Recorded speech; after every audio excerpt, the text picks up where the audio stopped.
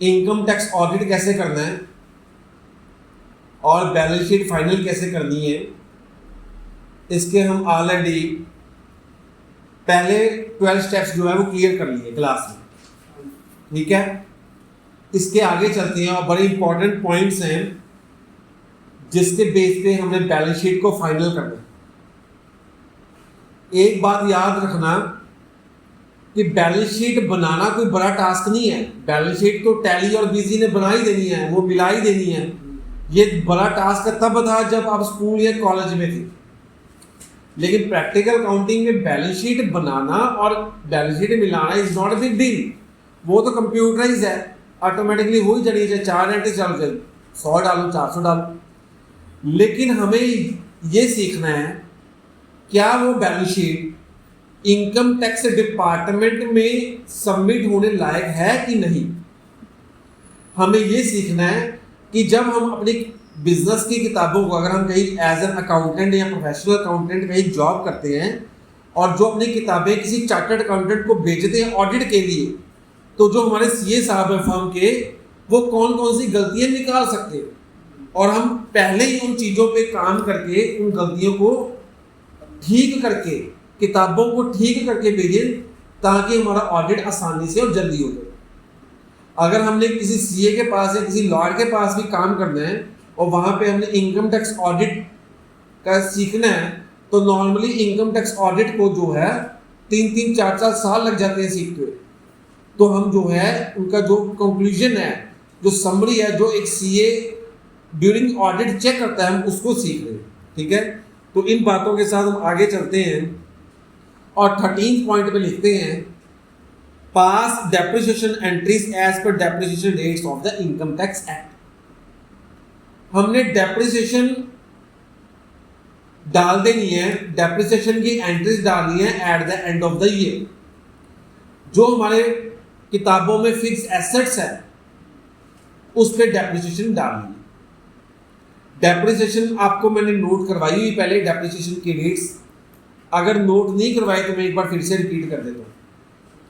Depreciation की जो rates हैं आप कॉपी पे नोट कर लो। बिल्डिंग पे डेप्रिसिएशन लगती है 10%। लैंड पे डेप्रिसिएशन नहीं लगती है, लैंड पे हमेशा एप्रिसिएशन होती है। बिल्डिंग पे लगती है 10%। फर्नीचर एंड फिटिंग्स पे लगती है 10%। प्लांट एंड मशीनरी पे लगती है 15%।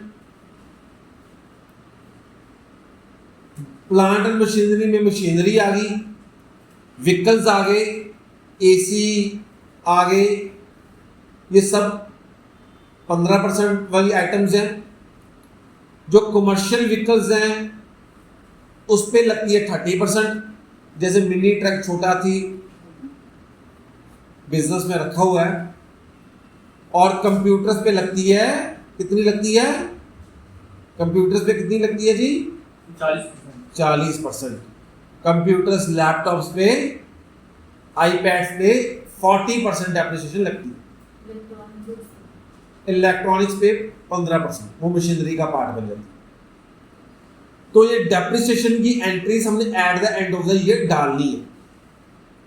अगर आप बिजी अकाउंटिंग सॉफ्टवेयर यूज करते हो तो वो डेप्रिसिएशन ऑटोमेटिकली ऐड कर देगा, ऑटोमेटिकली कैलकुलेट कर देगा। और मजे की बात है वहां पे एंट्री भी अपने आप डाल देगा, आपको बस ऑप्शन प्रेस कर देगा। और बोलो, आसान हो गया आज के टाइम में। एंट्री भी अपने आप बना देगा, बस आपको ऑप्शन प्रेस करना, F2 करना, सेव करना। एंट्री भी खुद डाल देगा। जिस एसेट पे जितनी डेप्रिसिएशन और जितनी अमाउंट बनती है वो अपने आप डाल देगा, कोई इशू नहीं। और डेप्रिसिएशन कैसे लगती है? रिटर्न डाउन वैल्यू मेथड के हिसाब से depreciation. Return down value method कौन सा होता है कि मान लो 1 लाख की मशीनरी खरीदी और इस साल 15,000 15% के हिसाब से 15,000 डेप्रिसिएशन लगी, तो अगले साल उसकी वैल्यू कितनी होगी? 85,000। तो अगले साल 85,000 पे डेप्रिसिएशन लगी।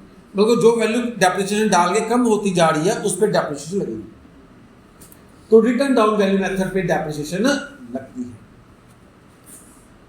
ये हमारा पॉइंट, ये हमारा टॉपिक हो गया कि eight the end of the year depreciation डालनी है। कहीं भूल मत जाना। ऐसी ना कि किताबें आई और सीधा ही सीए साहब को सबमिट कर दी, नहीं। डेप्रिसिएशन डाल के, और डेप्रिसिएशन हमारा बिजनेस का क्या है, नॉन कैश एक्सपेंस है, नॉन कैश एक्सपेंस है। कई बार क्या होता है कि हम अब इनकम टैक्स प्लानिंग करते हैं, और कई बार होता है कि हमें इनकम टैक्स सेव करना है, लेकिन प्रॉब्लम क्या है कि खर्चा तो डालना है लेकिन किताबों में कैश नहीं है। कैश होगा तो खर्चा डालेंगे ना। तो हमारे पास एक ऑप्शन बड़ी अच्छी होती है कि हम किसी से फिक्स एसेट परचेज कर लें, उसका बिल ले लें, और जब उसको किताबों में डाला तो उस पर डेप्रिसिएशन क्लेम हो जाएगी। पेमेंट चाहे अगले साल कर दो, पेमेंट चाहे अगले साल कर दो। तो इससे हमारा एक तो कैश भी नहीं, क्योंकि फिक्स जो डेप्रिसिएशन है वो नॉन कैश एक्सपेंस है, तो हमारा कैश का भी कोई वो नहीं पड़ा, और हमारा प्रॉफिट भी कम हो गया, और प्रॉफिट कम हो गया तो हमारा इनकम टैक्स सेव हो गया। This is called tax planning. ये हमें सीखना है, ये हमें सीखना है। सीख लिया, आसान हो गया। तो ये चीजें जो छोटी छोटी और बड़ी बड़ी चीजें हैं, इसको हम सीख रहे हैं। ठीक है, तो ये हमारा 14th पॉइंट क्लियर हो गया। अगला जो टॉपिक है हमारा, जब बैलेंस शीट को फाइनल करना है तो एक पॉइंट और ध्यान में हमें रखना है। जब साल खत्म होता है तो पूरे बंदों के हिसाब से, पूरे जो हमारे बिजनेस में डीलिंग्स है बाहर, उनका जो हमारा माल बिकवाने में हेल्प करते हैं, हमारे सेल्समैन, हमारे ब्रोकर्स, उनका हिसाब हम 31 मार्च को काटते हैं। क्या करते हैं कि मान लो माधव हमारा ब्रोकर और हमारी फर्म है, शॉर्ट्स की फैक्ट्री है, और माधव को बोला कि आप हमारी मार्केटिंग करो। तो माधव हमारी मार्केटिंग करा, और इसको हमने साल के बाद क्या दे दी है, दलाली दे दी है, ब्रोकरेज दे दी है, कमीशन दे दी है, कोई भी नाम दे रहे, इंसेंटिव दे रहे। और आपको मैंने सिखाया हुआ है कि ब्रोकरेज पे जो TDS का सेक्शन अट्रैक्ट होता है वो होता है 94H, जिसमें हमने सीखा था कि अगर 15,000 से ज्यादा ब्रोकरेज बनती है तो किसी की, तो 5% TDS काट दे।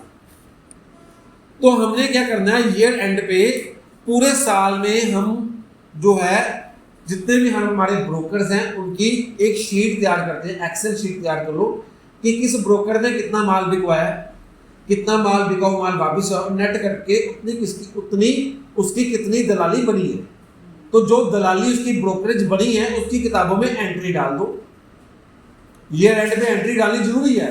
आप ये नहीं कह सकते अभी हमने कौन सा दिया, ना पैसे भी दिए हो, लेकिन उसकी एंट्री किताबों में डालनी, 31 मार्च तक एंट्री डालनी कंपलसरी है।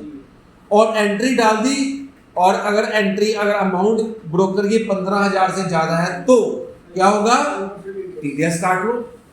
आप ये एक्सक्यूज नहीं दे सकते कि भैया हमने कौन सी पेमेंट की है, कि भैया TDS का सेक्शन है डी और payment which ever is earlier, तो आपको TDS काटना पड़ेगा, और TDS काट के गवर्नमेंट को जमा करवाना पड़ेगा, चाहे आप पेमेंट अगले साल दे। तो ईयर एंड पे जो हमारा ब्रोकरेज है उसकी हमने एंट्रीज सारे ब्रोकर्स का अमाउंट ड्यू करके और एंट्रीज डाल देंगे। ऐसे ही पूरे साल में हमने लोगों से अनसिक्योर्ड लोन लिया हुआ है, मार्केट से पैसा उठाया हुआ है, उसकी भी इंटरेस्ट कैलकुलेशन जो है वो ईयर एंड करनी है। चाहे उन्होंने इंटरेस्ट मांगा नहीं मांगा, जो हमारा उनके साथ कॉन्ट्रैक्ट हुआ है इंटरेस्ट का, तो वो भी हमने इंटरेस्ट कैलकुलेशन करके इंटरेस्ट किताबों में डेबिट कर देना। और इंटरेस्ट जो अनसिक्योर्ड लोन दे रहे हैं ये भी हमारा इनडायरेक्ट एक्सपेंस है, और इनडायरेक्ट एक्सपेंस है तो क्या होगा, प्रॉफिट रिड्यूस होगा और टैक्स सेव होगा। This is also tax planning. ये सेकंड फीचर आ गया कि टैक्स को प्लान कैसे करना है, टैक्स को बचाना कैसे। बिल्कुल लीगल तरीका है, सरकार की तरफ से परमिशन है कि आप कर सकते हो, हम लीगल सब सीख रहे हैं। तो इंटरेस्ट और अनसिक्योर्ड लोन पे भी TDS का सेक्शन एप्लीकेबल होता है, ठीक है, क्योंकि अकाउंट्स और टैक्स हमेशा साथ में चलते हैं। इसीलिए रिकमेंडेड है कि फुल हमें सीखना चाहिए। अगर हम कहते हैं कि नहीं हमें सिर्फ अकाउंटेंट बनना है तो अकाउंटेंट फिर बैलेंस शीट फाइनल नहीं कर पाएगा, किताबें एंट्री डाल देगा और सबमिट कर बात करें। तो 94A सेक्शन जो है वो इंटरेस्ट और अनसिक्योर्ड लोन का एप्लीकेबल होता है। 94A सेक्शन क्या कहता है, क्या कहता है जी, कितनी अमाउंट के ऊपर टीडीएस काटना है, 5000 के ऊपर कितना काटेंगे, 10% टीडीएस काटेंगे। रूल क्या है, due payment which have reserve year. तो अगर हमारा इंटरेस्ट किसी से लोन लिया हुआ है और साल में जो इंटरेस्ट दे रहे हैं, जो ड्यू हो रहा है, वो अगर 5000 से ज्यादा है तो 10% टीडीएस काटेंगे और टीडीएस काट के गवर्नमेंट को जमा करवाएंगे। तो हमें ये चेक करना है कि प्रॉपर्ली हमने जो इंटरेस्ट ऑन अनसिक्योर्ड लोन है उसकी प्रॉपर्ली एंट्रीज डाली है कि नहीं डाली है।